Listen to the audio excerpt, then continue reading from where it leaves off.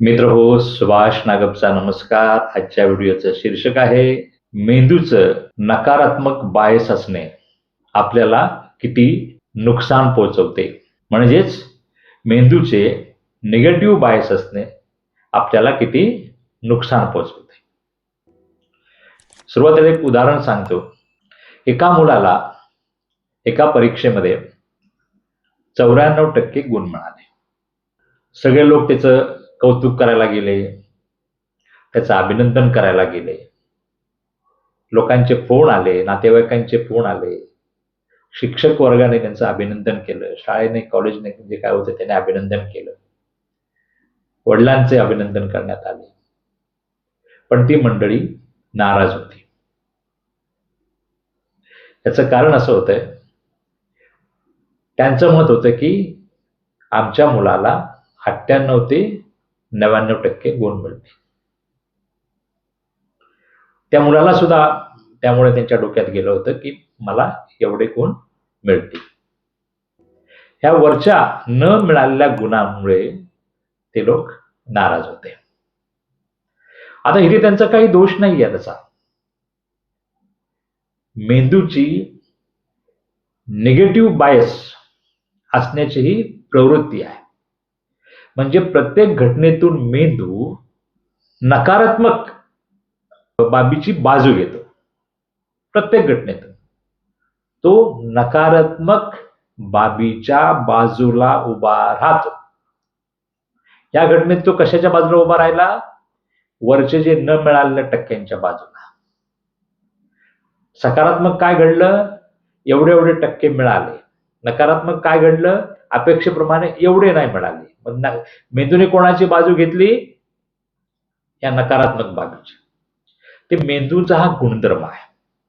कारण आपला हा मेंदू अगदी आपली सुरुवातीची सर्वायवल स्टेट होती. आपल्या पूर्वज वगैरे जे पूर्वीचे, त्यांना आपलं अस्तित्व टिकवण्यासाठी त्यांना प्रत्येक बाबीत नकारात्मक पाहणं गरजेचं होतं. नाहीतर मानवजात एवढी विकसित झाली नसते किंवा आतापर्यंत टिकले नसते. त्यामुळे त्यांचा तो कार्यक्षम मेंदू अजून आपल्यामध्ये असल्यामुळे अजून सुद्धा तो वेळ येते किंवा बहुतेक प्रत्येक वेळेमध्येच तो नकारात्मक गोष्टी शोधून त्याच्या बाजूने उभा राहतो. याला म्हणतात मेंदूचे नकारात्मक बायस असणे. आता हे नकारात्मक बायस असणे काय करते? उदाहरणार्थ समजा तुम्ही ऑफिसमध्ये तुम्हाला प्रमोशन मिळालं, अगदी 95% किंवा सगळ्याच लोकांनी तुमचं चांगलं कौतुक केलं. त्यातला एक जण उगाच काहीतरी बोलून गेला. आपला मेंदू कोणाच्या बाजूला उभा राहणार आहे? एक जण जो बोलला ना, काहीतरी बोलून गेलाय, त्याच्या म्हटलेल्या त्या बाजूला उभा राहणार आणि आपला दुःखी करणार, नाराज करणार. म्हणजेच काय होतं? मेंदूचं निगेटिव्ह बायस असणं आपल्याला काय देते? दुःख देते, चिंता देते. आपण म्हणतो ना, मनाला वाईट वाटणे, ते करते. कधी कधी भीती निर्माण करते.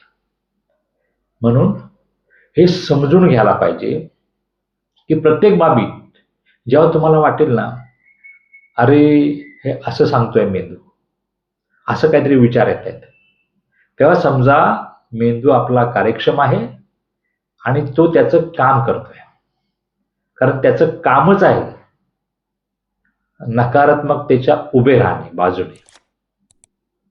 आता नकारात्मकच्या बाजूने उभे राहून तसं करणं गरजेचं आहे. मेंदूने कोणत्या बाबीमध्ये नकारात्मक बायस असणे, नकारात्मकतेची बाजू घेणे गरजेचं आहे?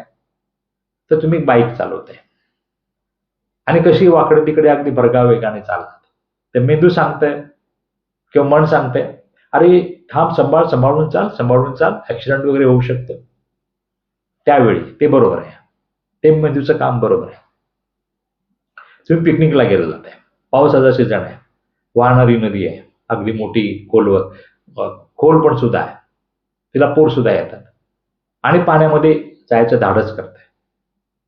तर मेंदू सांगतोय, अरे धोका आहे तिथे, धोका आहे, सांभाळ. तर मेंदूचं हे ऐकणं बरोबर आहे. परंतु जिथे चांगल्या गोष्टी आहेत जिथे काही जीवाला धोका नाहीये, प्रगती करणं आवश्यक आहे किंवा घडलेली घटना एखादी चांगली आहे.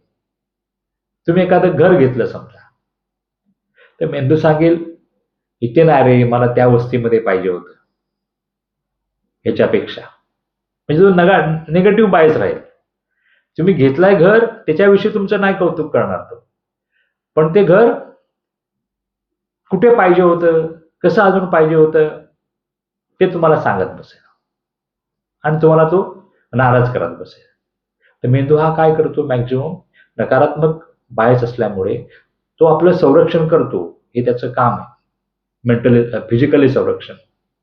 पण तो आपल्याला नाराज करतो, दुःखी करतो, चिंतेमध्ये ठेवतो, काळजीमध्ये ठेवतो. आणि चांगलं काय काम करायला गेलं, तो ठामपणे तो नकारात्मक बाजू आपल्यासमोर आणून ठेवतो. तर एक समजायचं की जे काय विचार प्रत्येक प्रत्येक गोष्टीमध्ये, ऑफिसमध्ये जाताना सुद्धा, परीक्षेला जाताना सुद्धा, मुलाखतीला जाताना सुद्धा, कोणत्याही कामाला जाताना मेंदू जो सांगतो आहे, तेव्हा समजायचं की याने नकारात्मकतेची बाजू घेतलेली आहे. तसं काही होणार नाहीये. आपल्याला चालत पुढे गेलं पाहिजे आणि आपण ते काम केलं पाहिजे, सकारात्मकतेच्या बाजूने गेलं पाहिजे. कुठे जायचं असेल तर काय त्या तिकिटी मिळणार आहेत का, तिकिटी मिळणार आहेत का, बरोबर काढून बघायचा, प्रयत्न करून पाहायला पाहिजे. मुलाखतीला जाताना काय मला काय सिलेक्ट कोण करणार आहे का, माझ्यापेक्षा किती चांगले पडलेले आहेत, नाही. म्हणजे इथे मेंदू नकारात्मकतेची बाजू घेतली त्याने. तर आपण तिथे स्वतःहून सकारात्मकतेकडे जायचं. आज या व्हिडिओचा उद्देश असा आहे की हा महत्वाचा घटक आहे. आज माणसं चिंता, काळजांमध्ये, दुःखामध्ये वगैरे आहेत, याचं कारण आहे. नातेसंबंध सुद्धा बिघडत आहेत, ते सुद्धा मेंदूच्या निगेटिव्ह बायस मनामुळे. नातेसंबंधांमध्ये 10 गोष्टी चांगल्या केलेल्या असल्या आणि एक गोष्ट जर नाही, तो मेंदू तेवढंच सांगणार. काय ऐकलं कुठे, तो माझं एवढं छोटंसं काम करायचं होतं, पण त्याने 10 कामं पूर्वी केलेली असतात. घरामध्ये सुद्धा कोणी समजा एखादं काम नाही ऐकलं किंवा मनाप्रमाणे एखादी गोष्ट नाही केली, तर लगेच तो मेंदू अगदी ठामपणे उभा राहणार तुम्हाला समजावून द्यायला हे कसे वाईट आहेत. आज नातेसंबंध बिघडण्याचं कारण हे सुद्धा मेंदूचं हे काम आहे, तो निगेटिव्ह बायस असण्याचं आहे. त्या गोष्टी लक्षात ठेवा. हे जर लक्षात राहील ना, तर बाकी तुम्हाला बघा शांत वाटेल, ताणतणाव कमी होतील, टेन्शन, चिंता कमी होतील आणि हे निगेटिव्ह बायस ओळखून आपण पुढे मार्गक्रमण करत राहायचंय आणि प्रयत्न करून सकारात्मकतेने पुढे जाऊन जे काय होईल ते ऍक्सेप्ट करायचं आहे.